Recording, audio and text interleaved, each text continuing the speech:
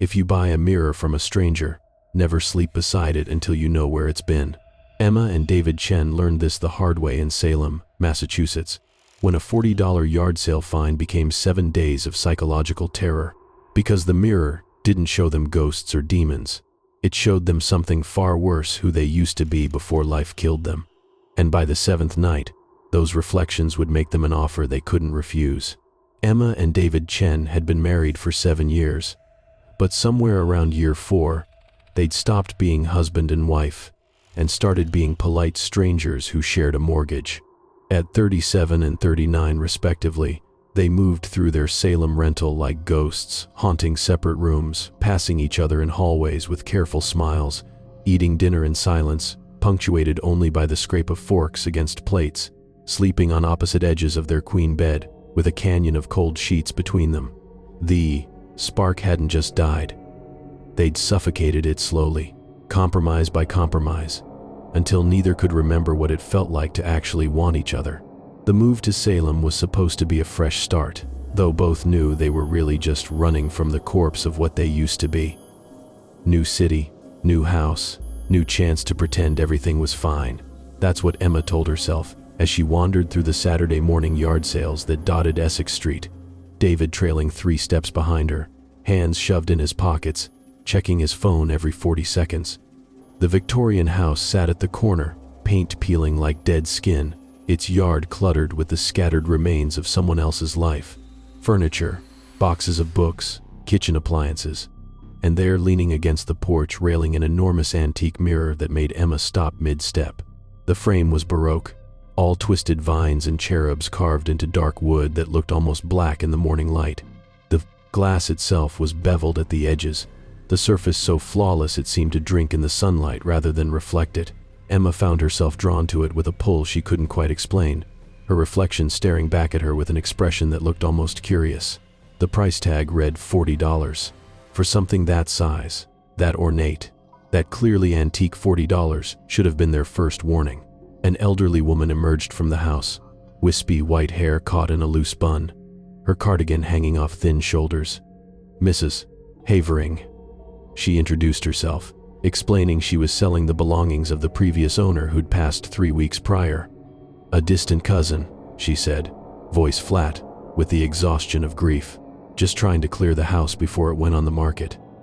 Emma asked about the mirror, running her fingers along the carved frame, feeling the wood cold and smooth under her palm. Mrs. Havering's expression shifted, something flickered behind her, pale eyes that made Emma's skin prickle.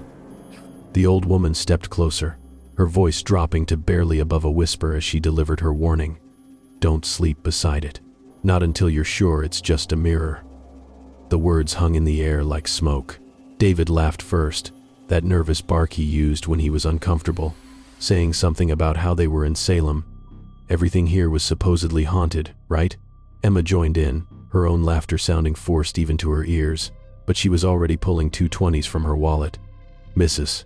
Havering took the money without another word, her fingers trembling slightly as she folded the bills. As Emma and David loaded the mirror into their sedan carefully, awkwardly, the frame barely fitting, Emma glanced back to see the old woman watching from the porch, her expression unreadable but somehow heavy with knowledge that made Emma's stomach turn. They should have listened. That evening, after takeout eaten in silence and an hour of unpacking boxes they'd been avoiding for days, they mounted the mirror on their bedroom wall. It hung directly opposite their bed, massive and imposing, reflecting the entire room back at them with unsettling clarity. The glass seemed almost too perfect, too clear, as if it wasn't just showing their bedroom but somehow improving it, making it look more lived in, more loved than it actually was. Emma stood in front of the bathroom sink an hour later, brushing her teeth, watching herself in the mirror above the vanity. She raised her toothbrush. Her reflection raised it too. She moved it to the left side of her mouth. Her reflection followed. Normal. Perfectly normal. She rinsed, spit, straightened, and that's when she noticed the antique mirror's reflection in the bathroom doorway behind her. She could see herself in it, a smaller version, and when she lifted her hand to push hair behind her ear, her reflection in the antique mirror moved a half-second later. She froze, hand still, raised, watching. The delay was barely perceptible, like watching a video buffer, but it was there. Her reflection in the bathroom mirror moved perfectly in sync. Her reflection in the bedroom mirror lagged, just slightly, as if the image had to travel an extra distance to reach the glass. Old glass, she told herself. Warped surface. Trick of the light. She'd read somewhere that antique mirrors could do weird things because of imperfections in the silver backing. That had to be it. Still, something fundamentally wrong radiated from that glass. A wrongness that made her skin crawl even as she tried to rationalize it away. She climbed into bed and mentioned it to David casually, trying to keep her voice light. "Hey, did you notice anything weird about the mirror?" David glanced up from his phone, looked at the mirror, then stood and walked toward it. He raised his hand, waved. His reflection waved back. But yes, there it was, a fraction of a second delay, like his reflection was, deciding whether to follow his movements or not. They joked about it nervously. Haunted mirror in Salem. What did they expect, right? Maybe they should have it blessed, or whatever people do with creepy antiques. Their laughter sounded hollow in the bedroom, dying quickly in the heavy air. David climbed into bed, rolled to his side of the mattress, mumbled goodnight. Emma mumbled it back. Both lay there in the darkness, careful not to touch, staring at the ceiling, but neither could sleep. The room felt wrong. The air pressed down on them, heavier than it should be, thick and oppressive like the atmosphere before a storm. The temperature had dropped at least 10 degrees. Emma could see her breath in thin wisps when she exhaled. Every creak of the house settling made them flinch. The silence between them was deafening, broken only by the sound of their own breathing and the occasional car passing on the street outside. Emma's eyes kept drifting to the mirror, its surface a rectangle of deeper darkness against the dark wall, somehow visible even without light. The glass seemed to pulse with a subtle rhythm, almost organic, almost alive. What Emma didn't know was that the mirror had already begun its work, studying them, learning them, preparing. It had been doing this for 300 years, perfecting its craft with each new owner. And Emma and David Chen were exactly the type it preferred. Broken, hollow, desperate for something they couldn't name. The mirror watched them with patience that came from centuries of practice, absorbing every detail, every gesture, every micro-expression. It was building a catalog of who they were, and more importantly, who they used to be. At 2:47 in the morning, Emma was still awake, staring at the mirror through the darkness. David had finally fallen asleep beside her, his breathing deep and even. But Emma couldn't stop watching that rectangle of black glass. Her eyes had adjusted enough to make out vague shapes, the reflection of their bed, the dresser, the outline of her own body under the covers. That's when she saw her reflection's eyes open independently, not mirroring her, not following her movements. Her reflection's eyes simply opened on their own, staring out of the glass directly at her with an awareness that made her blood turn to ice in her veins. Terror seized her chest like a vice, crushing the air from her lungs, her heart hammering so violently she thought her ribs might crack.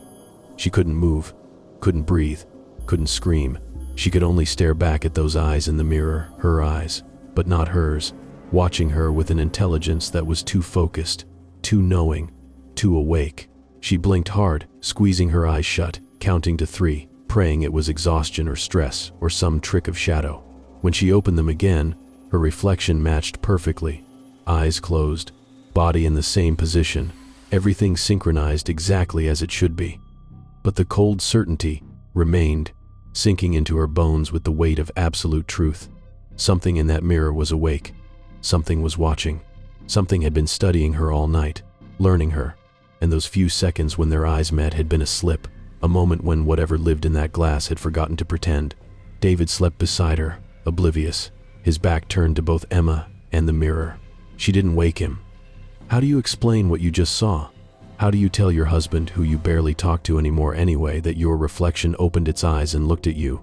He'd think she was losing it. Maybe she was. Emma lay frozen until dawn, feeling the glass stare at her back even when she finally turned away from it. The mirror watched. It was always watching. And by the time pale morning light began filtering through the curtains, the delay had grown to 2 full seconds, and what was watching them from inside the glass had started remembering everything they'd forgotten about themselves. By Sunday morning, the delay had grown to 2 full seconds. Emma stood in front of the mirror, raising her hands slowly, watching her reflection follow 2 beats later like an echo that had gotten lost on its way back. She did it again and again, 20 times before breakfast, obsessively checking, timing it in her head, hoping she'd imagined the gap, but it was there, consistent and undeniable. Her reflection always trailing behind like it was deciding whether to copy her or do something else entirely. By evening, the delay had stretched to 5 seconds. She'd check every hour, making excuses to go upstairs, need to grab a sweater, forgot my phone, just want to lie down for a minute, and each time the gap had widened. David noticed her obsession, asked if she was feeling okay, and she lied with a smile that felt like broken glass in her mouth. She was fine. Everything was fine, just tired from unpacking. Monday morning arrived with 15 seconds of delay, and Emma knew with bone-deep certainty that this wasn't random. It was exponential, deliberate. The mirror was doing this on purpose, stretching the gap wider and wider, and she had no idea why or when it would stop. While David left for his new job at the consulting firm downtown, Emma opened her laptop and started digging into the history of the house where they'd bought the mirror. The property records came up easily enough, public information, all digitized, all horrifyingly detailed. The previous owner was Margaret Sutton, 73, who'd lived in that Victorian house for 42 years, died 3 weeks before the yard sale. Emma's hands trembled as she pulled up the obituary, then the death certificate she found through a genealogy site. Cause of death: natural causes. Found in her bedroom, in front of her mirror, wearing her nightgown, peaceful expression on her face. The coroner noted she looked almost serene, like she'd simply decided to stop living and her body had obliged. Emma dug deeper, following the property records backward through decades of ownership, her coffee going cold beside her as the morning stretched into afternoon. The mirror's history emerged like a body rising from dark water. 14 families had owned it over 300 years. The average ownership period was 8 months. Not a single family had kept it longer than a year. All of them sold it suddenly, often for far less than they'd paid, or simply abandoned it when they moved, leaving it behind like a curse they couldn't wait to escape. Then she found the name that made her blood stop in her veins: Margaret Ashford, 1692. The mirror's original owner, a woman accused of witchcraft during the Salem trials. Though she was never executed, she died in custody before they could hang her. Her body found in her cell one morning, peaceful expression on her face, eyes open and staring at nothing. Emma's fingers flew across the keyboard, pulling up trial records, historical documents, archived confessions.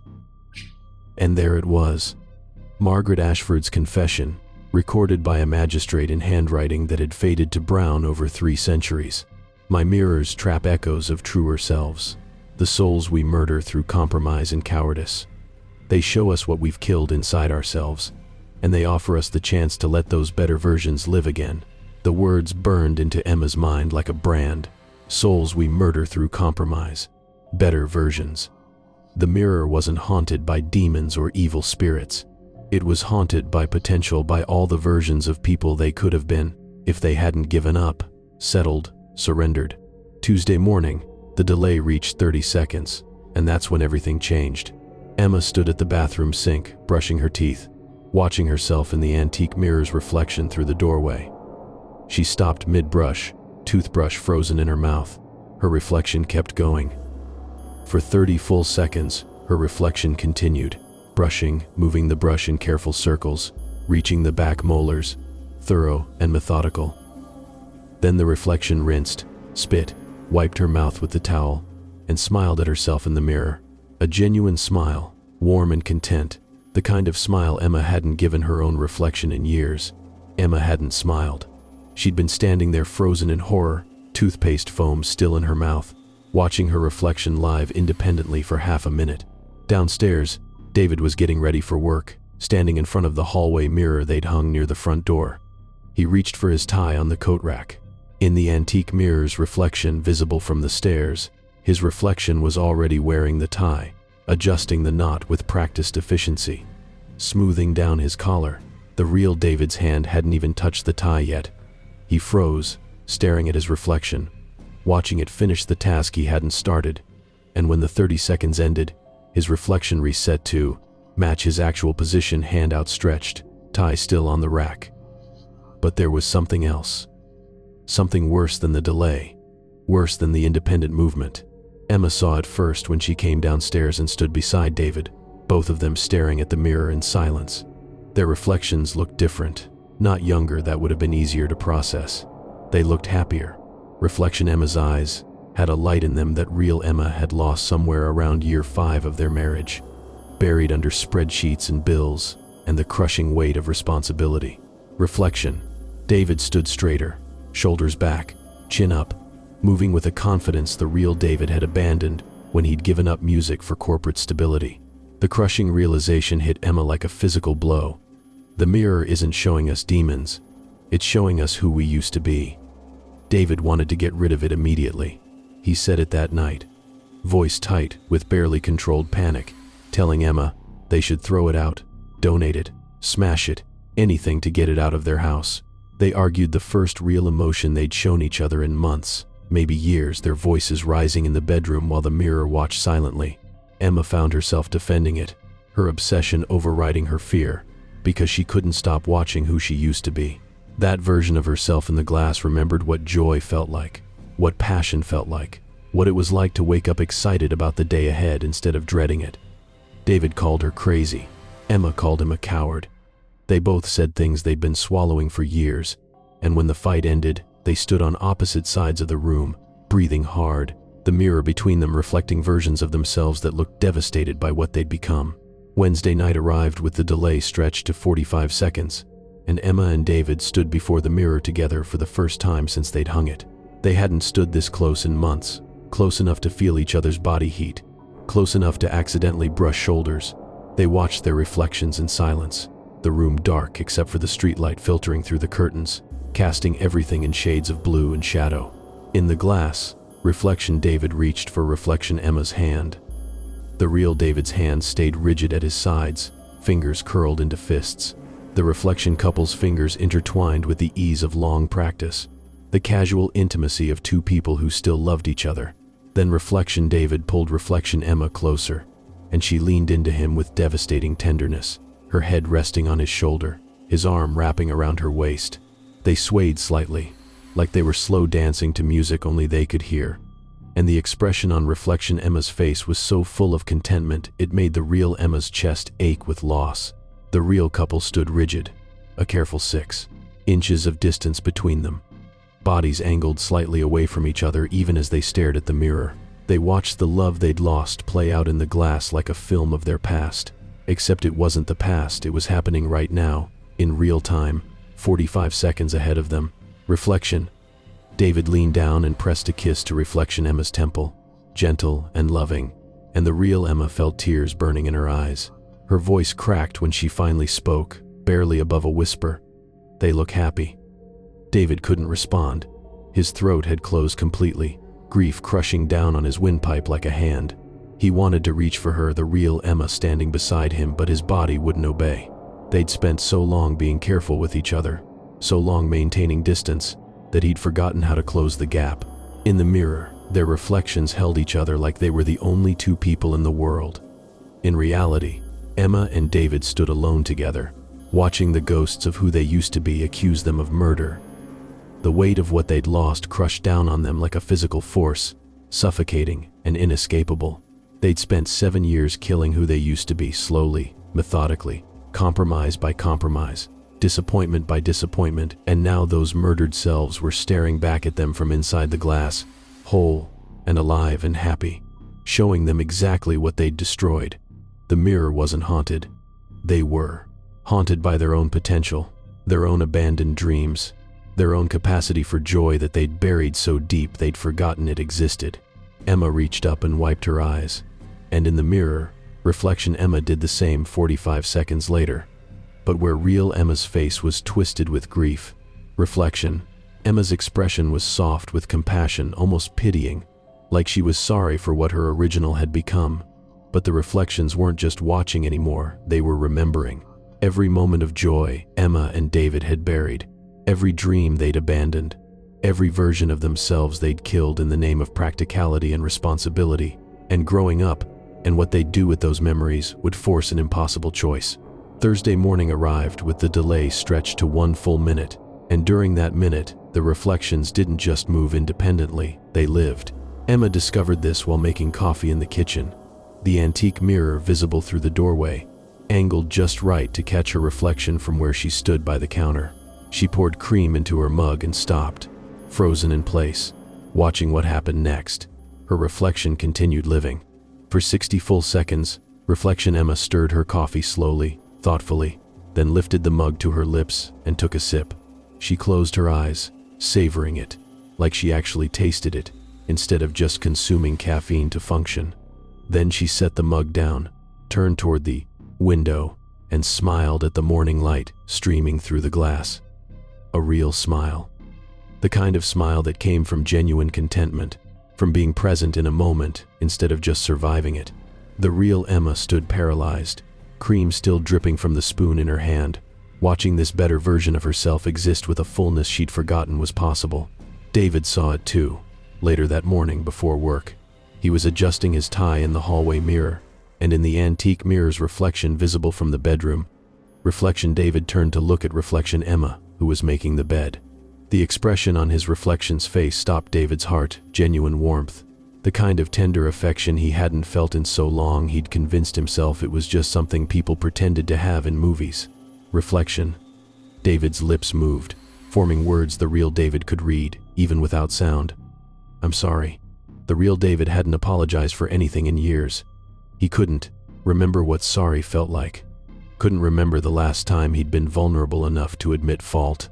He'd built walls so high around himself that even basic human emotion couldn't get through anymore. But his reflection remembered. His reflection still knew how to feel. Emma couldn't stop thinking about Robert Marsh.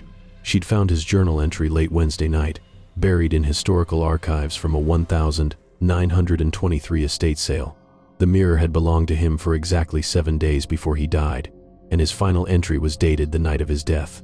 The mirror shows us the selves we murdered. Tonight, I will let them out. I am tired of being this hollow version. Let the better me take over. They'd found Robert dead the next morning, sitting in front of the mirror, eyes open, expression peaceful. The coroner's report noted something that made Emma's skin crawl. Subject appeared to have simply stopped, as if he'd decided to quit living. No signs of violence, no indication of suicide, no medical explanation. He'd just stopped existing, and his body had followed his decision.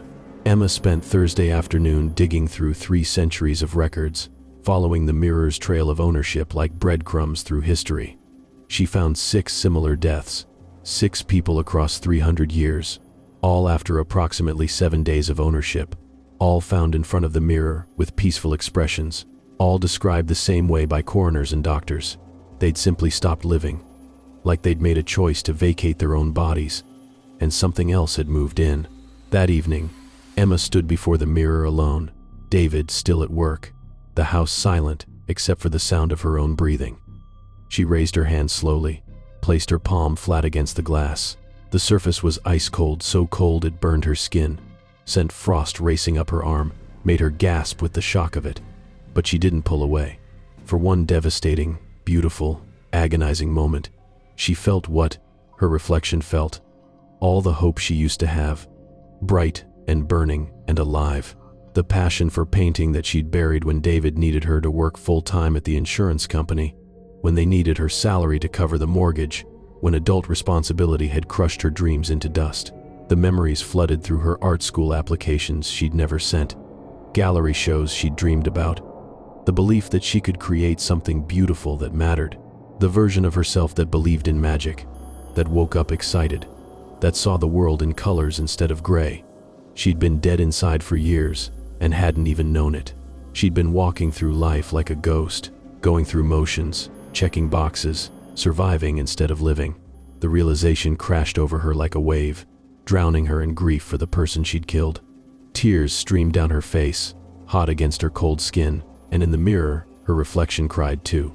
But the reflection's tears were different. Emma could see it in her reflection's eyes, pity. Her reflection was crying for her, mourning what Emma had become, grieving the murder Emma had committed against herself. The reflection knew what Emma had lost because the reflection still had it. still remembered what joy felt like, what passion felt like, what it meant to be fully alive. Emma pulled her hand away from the glass, gasping, her palm red and burning from the cold. She stumbled backward, wrapped her arms around herself, and sobbed in the empty bedroom while her reflection watched with an expression that looked almost like compassion mixed with hunger. David came home at 6:30, found Emma sitting on the floor in front of the mirror, and without a word, he went to the garage and came back with a sledgehammer. The determination on his face was absolute, jaw set, eyes hard, shoulders squared. He was ending this, now, tonight, before whatever was happening could go any further. Emma threw herself between David and the mirror, arms spread wide, blocking him physically. Her voice was raw from crying when she spoke. What if they're right? What if we're the ones who are wrong?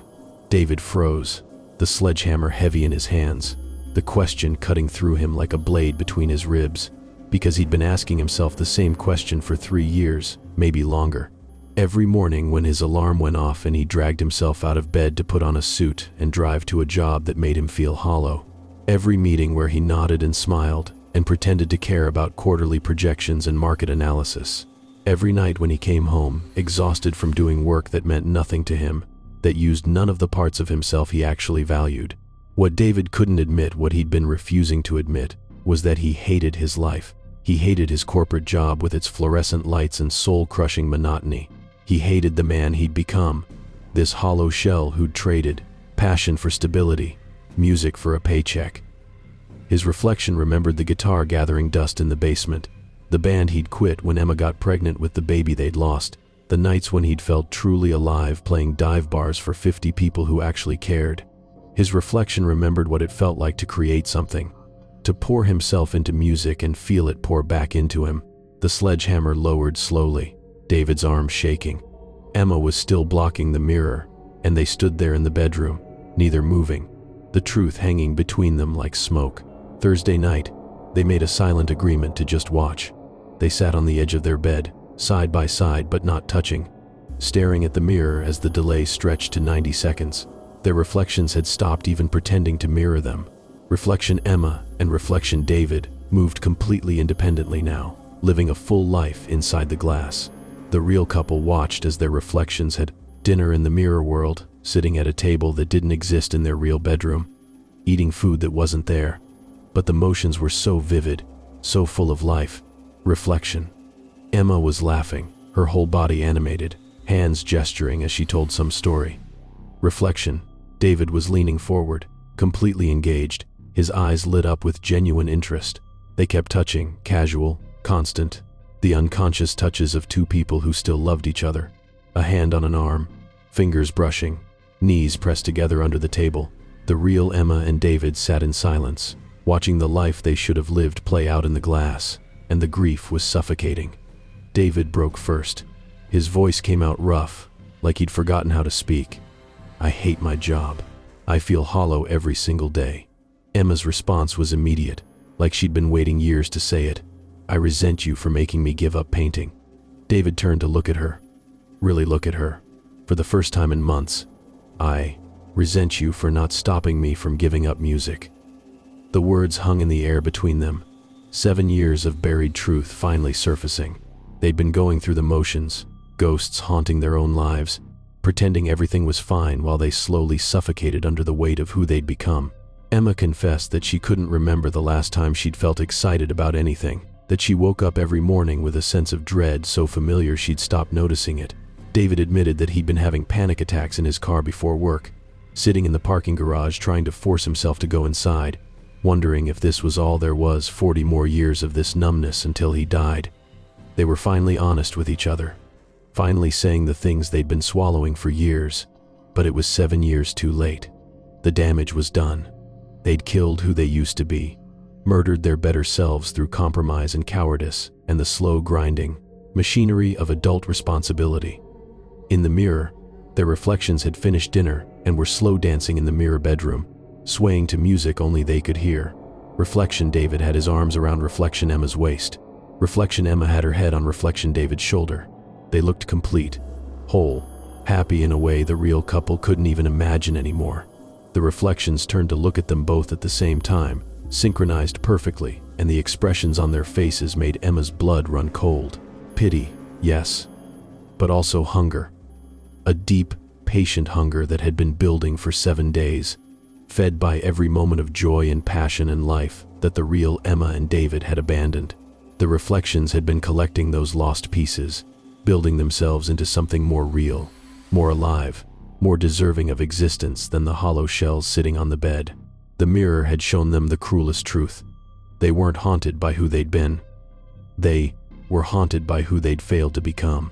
And that failure stared back at them from the glass with eyes that remembered everything they'd forgotten, every dream, every hope, every moment when they'd chosen safety over joy, stability over passion, survival over actually living.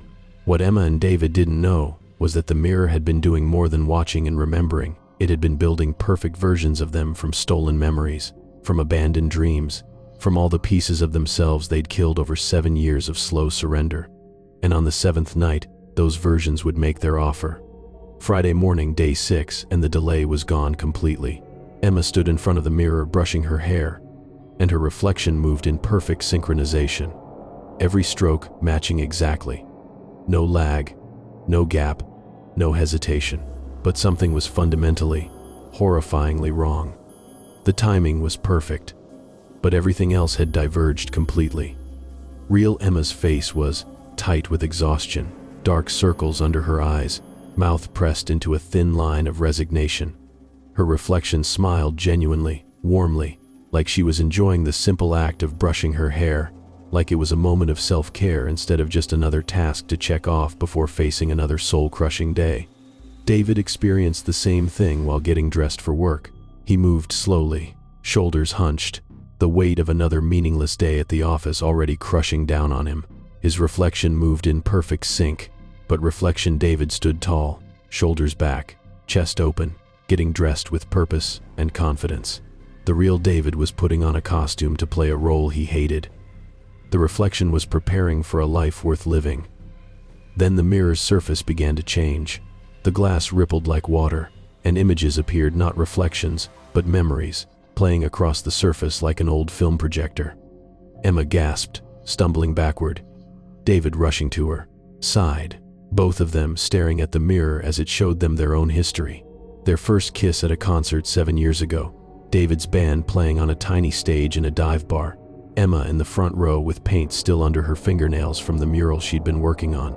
The electricity between them had been undeniable, magnetic, two creative souls recognizing each other.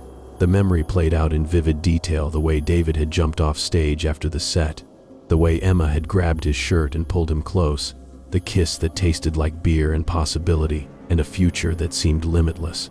Their wedding 2 years later, small and perfect, Emma's paintings decorating the venue, abstract pieces full of color and joy, her art surrounding them as they made promises they'd meant with every fiber of their beings. David had written a song for her, played it on acoustic guitar while she cried happy tears. They'd been so full of hope, so certain they'd never become the kind of people who gave up on their dreams. But then the mirror showed them the murders. Every moment they'd given up pieces of themselves, every small death of who they were, playing out in excruciating detail. Emma, watching David come home one night, 3 years into their marriage, telling her he was quitting the band. They needed stability, he'd said. They were trying for a baby, they had a mortgage. He couldn't keep playing dive bars for $200 a gig. Emma had nodded, agreed, told him it was the smart thing to do. The mirror showed her face in that moment, the flash of disappointment she'd hidden, the knowledge that something vital in David was about to die, and she was helping kill it. David barely noticing when Emma put away her paints forever. She'd done it gradually, over months, claiming she was too tired after work, too busy with house projects, too stressed about money. He'd never asked why the canvases disappeared from the spare room, never questioned when she stopped talking about art. The mirror showed his face, distracted, disconnected, already so buried in his own misery that he couldn't see hers. The night Emma got accepted to a 3-month art residency in New Mexico, a dream opportunity, fully funded, a chance to actually pursue her passion. She'd stared at the acceptance email for 2 hours, then declined without ever mentioning it to David. The mirror showed her typing the response, tears streaming down her face. killing her dreams with her own hands because she'd convinced herself that responsible adults didn't abandon their spouses for 3 months to chase fantasies. The night David deleted all his music recordings, hundreds of songs, years of work, gone. Emma had been in the next room, heard the clicking, never asked what he was doing. The mirror showed his face illuminated by the computer screen, expressionless, methodically erasing every piece of evidence that he'd once been someone who created beauty instead of just consuming it. Every small death played out in the glass, and Emma and David stood frozen, forced to watch themselves commit slow suicide over 7 years. The mirror was showing them the murder of their own souls in slow motion, and the grief was suffocating, crushing, absolute. Friday night arrived with a weight that felt apocalyptic. 7 p.m. Emma and David stood before the mirror without discussing it, both drawn there by a pull they couldn't resist. The bedroom was dark except for the streetlight outside, casting everything in shades of blue and shadow. Their reflections stood in the glass, perfectly synchronized but radiantly alive. And then impossibly, horrifyingly, the reflections spoke. The voices echoed from the glass, same voices but filled with warmth and life that the real Emma and David no longer possessed. Reflection. Emma spoke first, her voice gentle but firm. "We're not demons. We're you reconstructed from every happy memory this mirror has absorbed over 7. Reflection. David continued, his voice strong and certain. "We're who you were before you compromised yourselves to death. Before you murdered your own potential piece by piece. The real couple couldn't speak, couldn't move, couldn't do anything but stare as their better selves made their offer." Reflection. Emma stepped closer to the glass. "Let us take over. We'll live the life you're wasting. You can rest." The reflections gestured behind them, into the mirror darkness, and shapes became visible, dozens of them, floating peacefully in the void, translucent, serene, free from the burden of physical existence. All the previous owners who'd said yes. Robert Marsh, from 1923, still wearing his 1922nd suit, floating with a peaceful expression. Margaret Sutton from 3 weeks ago, her elderly face calm and content. Others stretching back through centuries, all surrendered, all at peace, all freed from the agony of living as hollow versions of who they should have been. Reflection. Emma's voice was seductive, poisonous, suffocating in its temptation. "We'll quit David's job tomorrow. Move to Portland where the art scene is alive. We'll paint again, really paint the way you used to, creating beauty that matters." Reflection. David added, his voice full of promise. "We'll buy a guitar, join a band, play music every single night.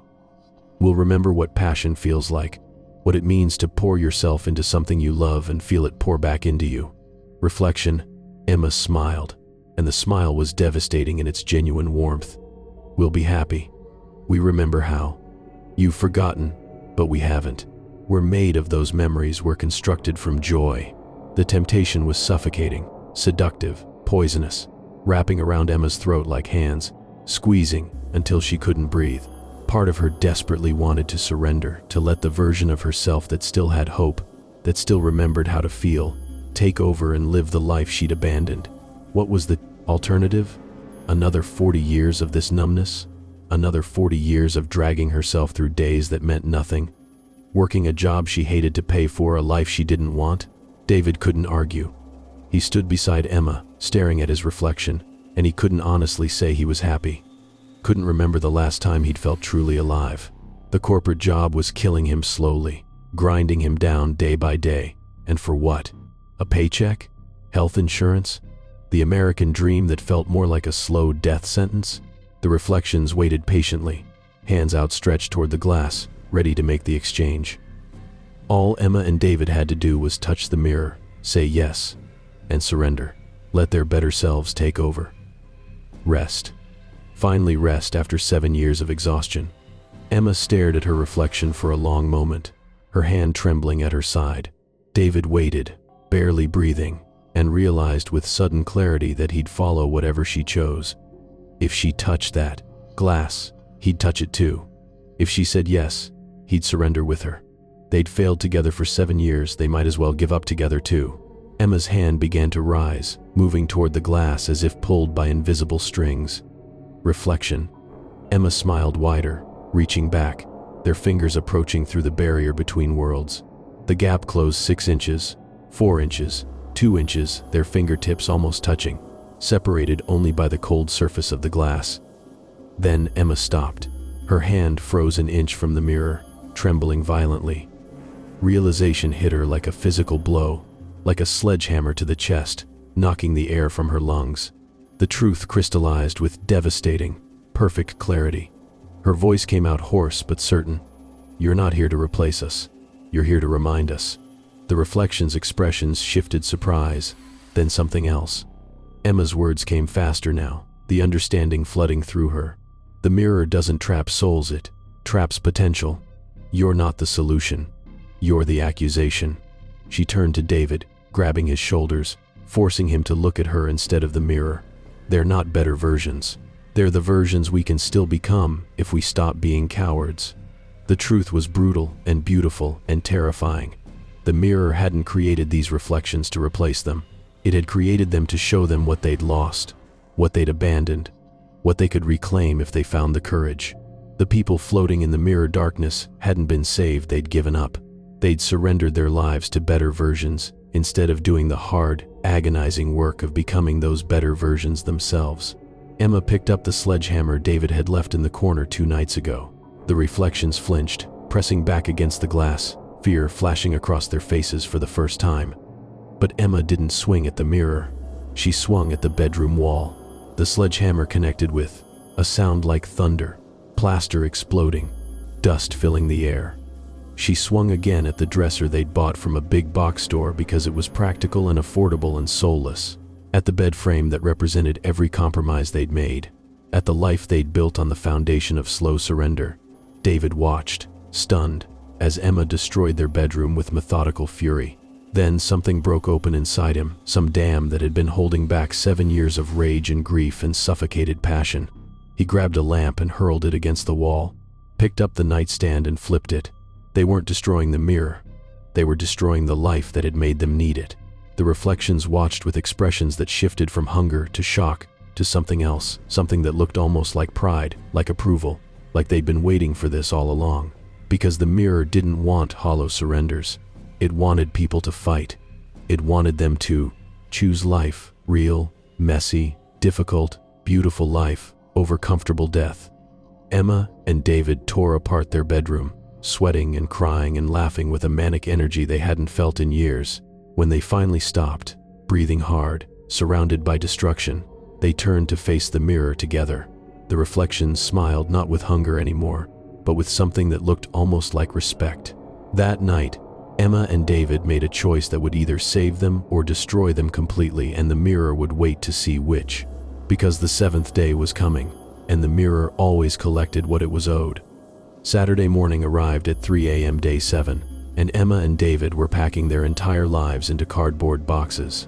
But this wasn't the frantic packing of people running away from something. This was deliberate, purposeful. Every item they touched was a choice about who they wanted to become instead of who they'd been.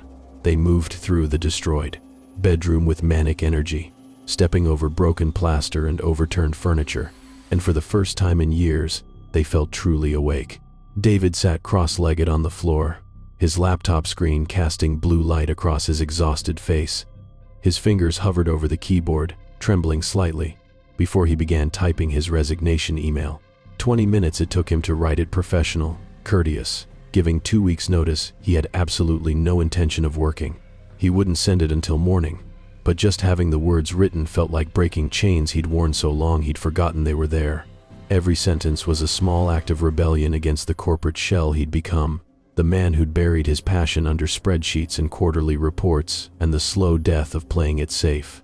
While David typed his resignation, Emma was on her phone scrolling through apartment listings in Portland's Pearl District, the art district, where galleries lined the streets, and creativity wasn't just a hobby, but a way of life. She found a studio apartment, tiny, overpriced, with huge windows and exposed brick walls perfect for leaning canvases against. She could already see it in her mind, paint splattered and alive and chaotic. She booked it without hesitation, her fingers shaking as she entered her credit card information, committing to a future that terrified and exhilarated her in equal measure. The next 2 hours passed in a blur of selling furniture online. The dresser they'd bought because it was practical and affordable sold for $80 to a college student. The bed frame that represented every compromise they'd ever made gone for $120. The coffee table, the bookshelf, the dining set they'd used maybe 10 times in 7 years, all of it sold to strangers who'd pick it up tomorrow. They were leaving Salem, leaving the compromise, leaving the people they'd become, and they didn't need any of it where they were going. Dawn broke slowly over Salem, pale light filtering through the broken blinds, and Emma and David stood before the mirror one last time. They were exhausted, covered in dust and sweat, surrounded by boxes and destruction, but they were more present than they'd been in years. Their reflections stood in the glass, perfectly synchronized now, moving when they moved. But the expressions were completely different. The reflections were smiling not with triumph or hunger, but with something that looked unmistakably like pride. Then, reflection Emma spoke, her voice echoing softly from the glass, and she told them the truth they'd needed to hear. The reflections had never wanted to replace them. They'd wanted to push them, to force them to confront what they'd lost, what they'd buried, what they could still become if they found the courage. Emma stepped closer to the mirror, her voice hoarse from crying and yelling and finally being honest, and she asked if the reflections would disappear. Now, reflection. Emma shook her head, the smile turning sad, and explained that they would wait there in the glass in case Emma and David forgot again. The mirror kept what it collected. The reflections would always be there, reminding them what they were capable of. David asked the question that had been haunting him: would the reflections do this to other people, to the next owners who found the mirror? Reflection. David's expression was unreadable when he answered. Only if they needed it, he said. The mirror knew who was dying inside. It found them. Emma and David stood there for another long moment, staring at the better versions of themselves trapped in the glass, built from memories of who they used to be. Then, without another word, they turned and walked out of the bedroom. They left the mirror mounted on the wall, left it for the landlord to deal with, left it to find its next victims or its next salvation stories. They walked out of the house at sunrise, carrying boxes to their car, and they didn't look back, not even once. 6 months passed like a dream Emma kept expecting to wake up from. Her studio apartment in Portland was exactly what she'd imagined: paint splattered, alive, chaotic, beautiful in its creative mess. Canvases leaned against every wall, some finished, most in progress, all of them raw and emotional and real in a way her work had never been before. She was painting again, truly painting, not just going through motions but pouring herself onto canvas, creating beauty that came from the deepest parts of herself she'd thought were dead forever. She taught art classes 3 days a week at a community center, barely making rent, eating more ramen than any person should. But she was present. She was alive. David worked part-time at a vintage music store, surrounded by guitars and vinyl records and people who actually cared about music as art instead of product.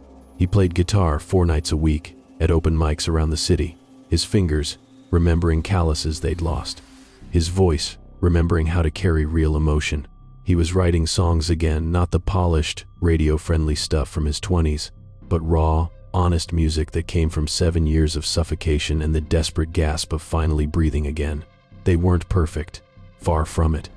They argued about money constantly, about whose turn it was to buy groceries, about whether they'd made a catastrophic mistake leaving stability for passion. Emma had panic attacks about her bank account at 3 in the morning. David had moments of paralyzing doubt when he wondered if he'd destroyed their future for a fantasy. But they were present for the arguments. They were alive during the panic attacks. They were becoming the people the reflections had reminded them they could be. And it was harder and more beautiful than anything they'd ever done. Emma was in her studio on a Tuesday afternoon, covered in paint, working on a canvas that was giving her trouble, when her phone rang. The screen read, "Salem landlord," and she almost didn't answer. That part of her life was over, buried, left behind. But something made her pick up. The landlord's voice was apologetic as he explained that new tenants had moved into the house last week. Young couple, seemed nice, both professionals. They'd found the mirror in the bedroom and wanted to know if they could buy it. He was calling Emma because technically she'd left it behind, so it was sort of still hers if she wanted it back. But if not, should he sell it to them? Emma's blood ran cold.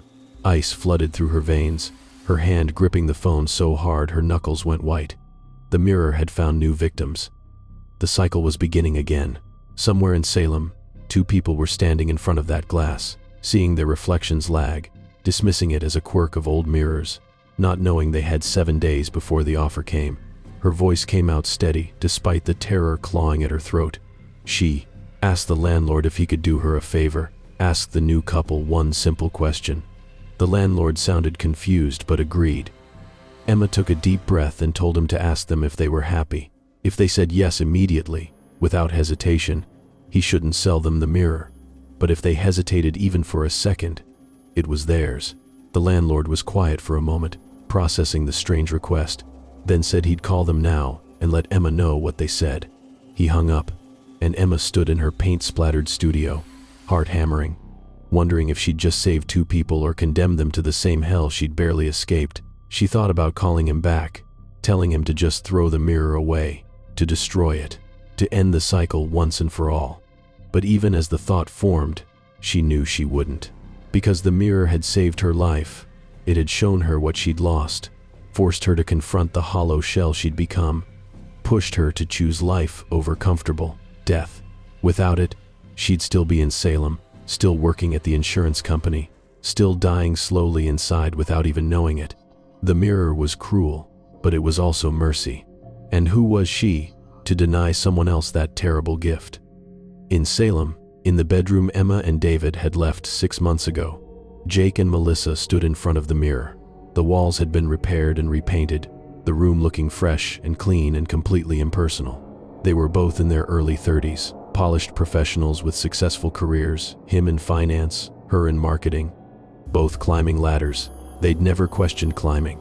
The landlord had just asked them the question, his voice uncertain, like he didn't quite understand why it mattered. "Are you happy?" he'd asked them, and the question hung in the air like smoke.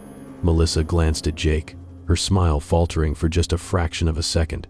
Jake's hand moved unconsciously to his phone in his pocket, checking for notifications even. During a simple conversation, his mind already somewhere else. 3 seconds of silence stretched between them, heavy and revealing, before they both answered simultaneously. "Yes," they both said. "Yes, we're happy." But they'd hesitated. That tiny pause, that moment of uncertainty, that split second where they'd had to think about the answer instead of knowing it instantly, the landlord heard it.